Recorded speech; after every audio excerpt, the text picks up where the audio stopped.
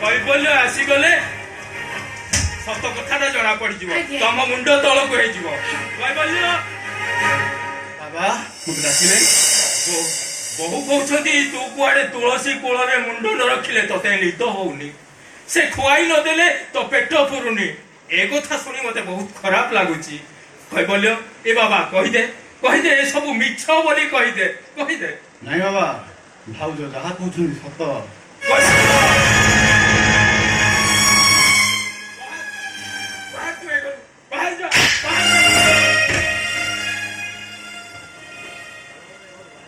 बाबा आपण मत बाहर जाए हाँ कहूची अबे तू ए घरे रहिले ए घरर मूल दुआ तो होली जीव कहीं भी पाप करू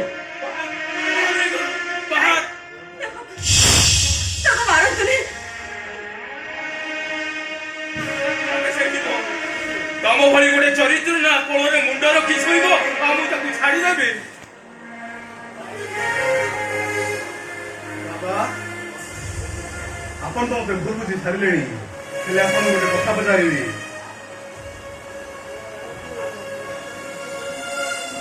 आपण माँ कौन आपण कोल के शोनी से आप चारिपाखर मनीष मैंने कौन आपको भूल बुझी ना आपण माँ को चरित्रहीन बोली कही दुनिया रे अनेक संपर्क अच्छी हेले सबुठार मधुर और निबिड़ संपर्क होउची माँ पुअर संपर्क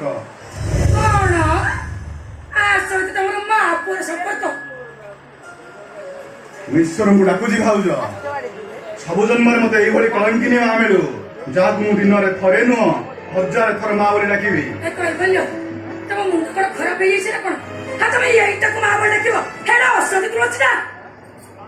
तुलसी औषधि बोली प्रभु जगन्नाथ को मुंडरे लगाती एथुर जानी पारुथिबे तुलसी केते महान पुराण जुगरे कई जने तुलसी औषधि सजे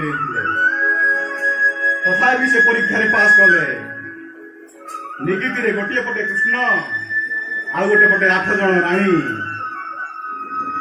हेले कृष्ण गोटे भारी पड़गला भाउज आ 8 जन राणी बसी जगह गोटे तुलसी पत्र पकई दिगला आपर जहा सारा दुनिया जानी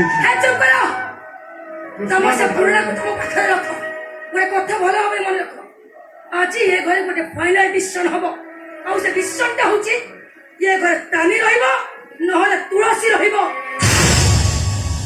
एबे आपण कोनते बाबा आपण निर्दिष्ट डिसीजन टा को ये घर मु रहिबी ना तुलसी रहिबो ओ किछि निष्पत्ति नहीं पारिबी नहीं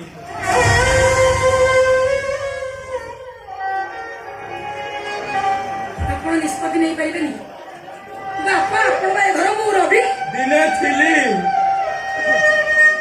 आज तो नहीं मो अजाण थोड़ी ए घरे एते सब घटना घटी जाउछि मु जानी पारुनी मु कि रवि कैबल्य इच्छा है से तुलसी को आनी घरे रखिला तमर इच्छा हम तमे तुलसी को घर बाहर कर दब एथिरे मोर पसिबार नाही कहीं ना मु पूरा बूढ़ा हो जाइछि अधिकार मोर नाही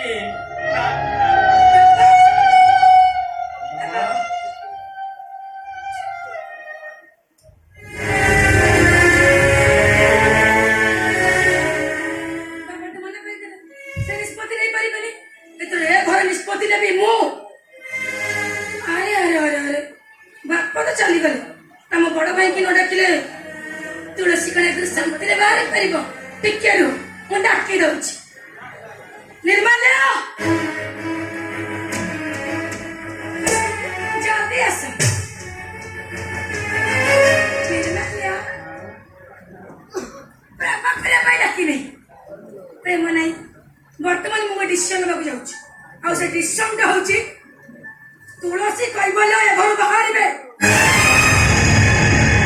हेले काहे के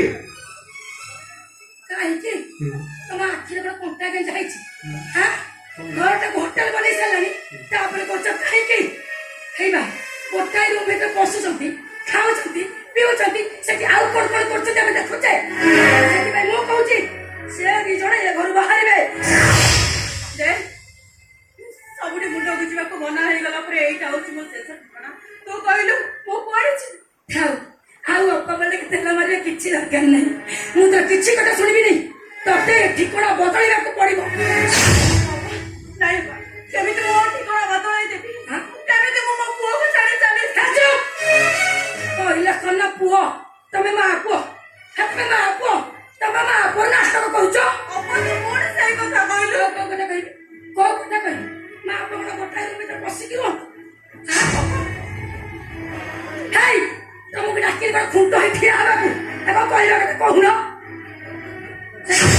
ମୁଁ ସେ ନିଷ୍ପତ୍ତି ନେଇପାରିବିନି। କୌଣସି ଏ ଘରେ ରହିବ କି ନ ରହିବ ସେ ନିଷ୍ପତ୍ତି ମୁଁ ନେଇପାରିବି। ଯାହା ହୁଏ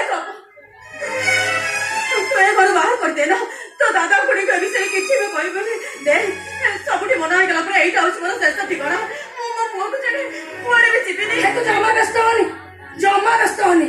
ବାପା କହିଦେଇ ଚାଲିଗଲେ। ପୁଅ ବି ତାଙ୍କରି କହିଲା କଣ ନା ମୁଁ କିଛି ନିଷ୍ପତ୍ତି ନେଇପାରିବିନି। କିନ୍ତୁ ନିଷ୍ପତ୍ତି ନେବାକୁ ମୁଁ 2 ଜଣଙ୍କୁ ଡାକି ସାରିଛି। ଆଉ ସେ ହଉଛନ୍ତି ଆମ ଦାଦା ଖୁଡି। ନାଇଁ ବାପା, ତୋ ଦାଦା ଖୁଡିଙ୍କୁ କିଛି ବି ଜଣା ନା। ଜଣେଇବିନି? ହେ ମୁଁ ଫୋନ କରି ଜଣେଇ ସାରିଲେଣି। କଣ କହିଲୁ ବାପା? ତୋ ଦାଦା ଖୁଡିଙ୍କୁ ଫୋନ କରି ଏସବୁ ବିଷୟ କହିଦେଇଛୁ? ନା କାହିଁ ଜଣେଇବି? ତୁମ ସ୍ୱାମୀକି ଧରି ହୋଟେଲ କରିବୁ ଘରଟାକୁ, ତାପରେ ପୁଣି ମୋ ଦିଅରକୁ ନେଇ ହୋଟେଲ କରିବୁ। କାନି ଫୋନ କରି ଦାଦା ଖୁଡିକି ଜଣେଇବା ଏ କଥା କଣ ଦରକାର? ରଖ ତମ ଫ ଚାଲିଏ ଚମ୍ପ ସବୁବେଳେ ଲାଗ ସବୁବେଳେ ଫ। ମୁଁ କହୁଛି ମାନେ 10 ମିନିଟ ଭିତରେ 10 ମିନିଟ ଡିସିସନ ନିଅ। ଏ ଘରେ ମୁଁ ରହିବି ନା ତୁଳସୀ ରହିବ? ଏସବୁ କଣ ଚାଲିଛି ମୁଁ ପଚାରୁଛି ପରା। ଚନ୍ଦ୍ରସେନା ତମେ କିଛି ବୁଝିପାରୁନ। ରଖ ତମେ ସେଠିକି।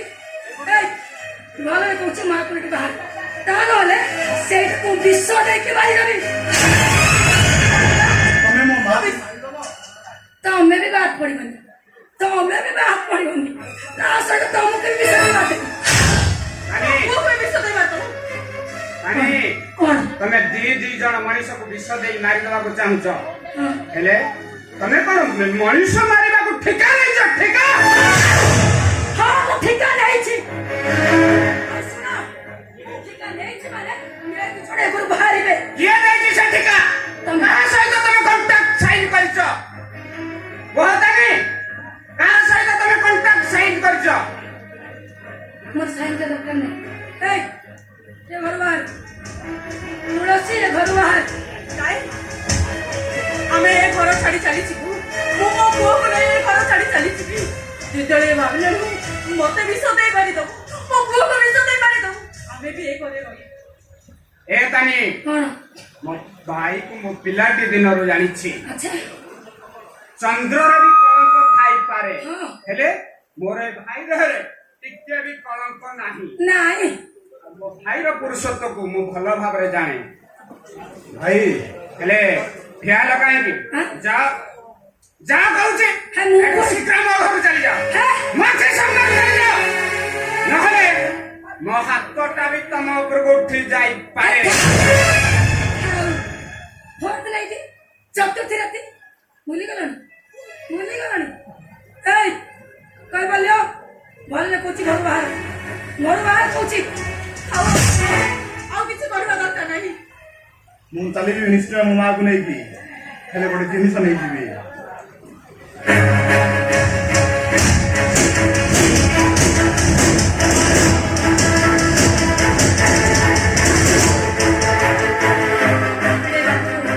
ମିଳିବାର ଥିଲା ବୋଲି ମୋ ଅପା ଭଳି ସ୍ତ୍ରୀ କିଏ ପାଇଛି? ତା ଆଖିରେ ତମେ କେବେ ବି ହେଲେ ଲୁହ ଦବ। ତା ନହେଲେ ମୋ ଅପାର ସେଇ ତୁଳସୀ କଥା ମନେ ପଡେ। ସେ ବି ତାର ସେ ପିଲାଟା ଅତୀତକୁ ସିଲେଇ କରୁଥିଲା। আর কিছু কাম নଥିଲା ଅଛି ନା ଅସତୀ ତୁଳସୀ, ଅସତୀ ତୁଳସୀ।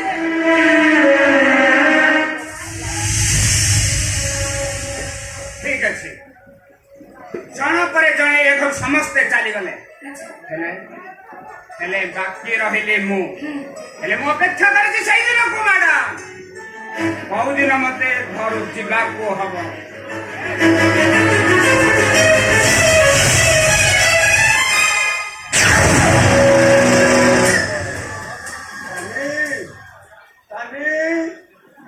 ଦାଦା ଆଇଲେ ନା କଣ?